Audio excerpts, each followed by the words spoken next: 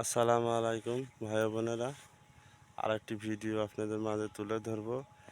এই ভর দুপুরে তাপদাহের মধ্যে করলা গাছের কি অবস্থা হয়, পরিণতি দেখুন আপনারা। একদম গাছগুলো পাতা পুড়ে কি অবস্থা হয় দেখুন, আর তা পুড়ে আউড়ে গেছে। আমার তো খুব ভয় হচ্ছে, আমার জমি একটু খুব টেনশন হচ্ছে, জানি না মার খাই নাকি। দেখুন গাছ একদম আউড়ে আছে। লালিতে পানি আছে কিন্তু এই দেখেন, এটা লালি, এই যে পানি, হালকা পানি আছে, এই যে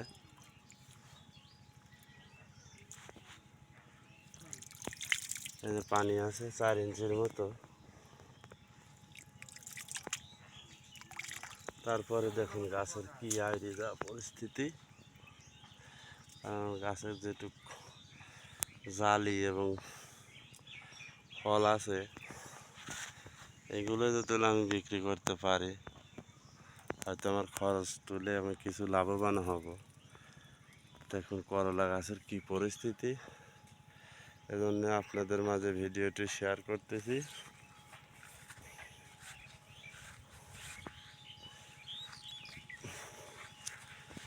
এই পাশে আমার শশা গাছ, এই দেখুন আমার শশা,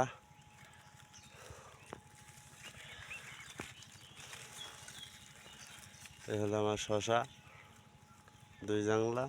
শশার গাছের অবস্থা খুব খারাপ রোদ্দুরে। এই পাশে করলা গাছ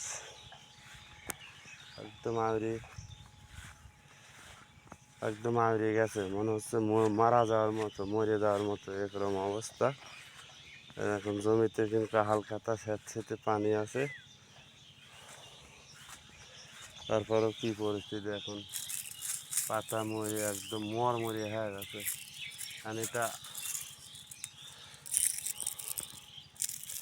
রোগ কিনা তা জানি না। দেখুন একদম পাতা শুকায় গেছে, দলন মারতেছে, আর যেগুলো মারা গেছে বয়স্ক পাতাগুলো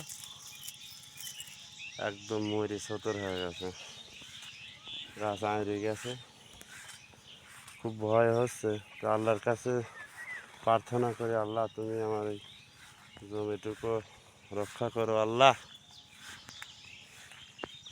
তুমি হেফাজত করো, আল্লাহ আমার এইটুকুই জমি, আমি পরের বাড়িতে আর কামলা খাটতে পারি না, পরের বাড়িতে আর কাজ করতে পারি না। আল্লাহ তুমি তো খুব ভালো জানো, বিগত 1 বছর ধরে আমার কি কষ্ট, আমার কি করুণ অবস্থা, তুমি ছাড়া আল্লাহ বোঝার মতো আর কেউ নয়। আর পার্শ্ববর্তী ভাই ও বোনেরা, বন্ধুরা, আপনারা যারা আছেন আমার জন্য অবশ্যই দোয়া করবেন, এবং ভিডিওটি অবশ্যই লাইক কমেন্ট শেয়ার করবেন, আর কমেন্ট বক্সে আমার জন্য দোয়া করবেন, আপনার মতামতটি অবশ্যই জানাবেন।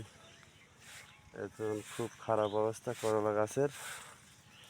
এই দেখুন এই গাছটা আরও বেশি খারাপ, হয়তো একদম লাল হয়ে গেছে, জানি না এই তাপদাহ রোদের কারণে নাকি জানি না, মানে দুপুরের কি অবস্থা হয় করলা গাছের।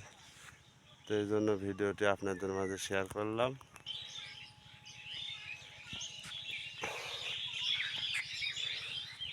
কারণ এই টাইমে এলে আমার খুব খারাপ লাগে, গাছের অবস্থা দেখে আমার মনে হচ্ছে যে হার্টবিট এবং গলামালা শুকে যায়। এ পাশে আমার দেখুন ঝিঙে গাছ, একই পরিস্থিতি, একদম হারিয়ে গেছে। তো আজকে ঝিঙা তুলছি এই 5 কাঠা থেকে 35 কেজি ক্যারেট সহ।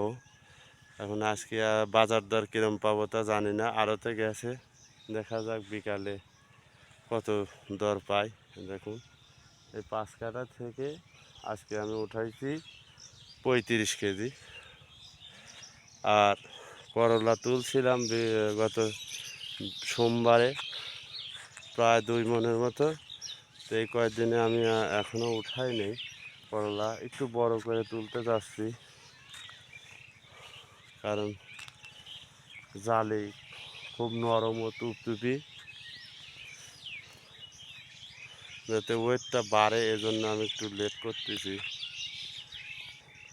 আমি চতুর্পাশ ঘুরে দেখতেছি জমির, এবং আতালে এবং জাংলায় জাংলায় একই পরিণতি, একই পরিস্থিতি। এই দেখুন পাতা মরে একদম ইয়ে গেছে, আড়ে গেছে, এটারও তাই। এখন এটার থেকে কিভাবে পরিত্রাণ মুক্তি পাবো উপরে আল্লাহ জানে ভালো। তবে আপনারা অবশ্যই দোয়া করবেন, সকলের দোয়া অবশ্যই আল্লাহ কবুল করে। 10 জনের ভিতর যে মানুষ যেখানে 10 জন থাকে সেখানে অবশ্যই একজন ভালো মানুষ থাকে।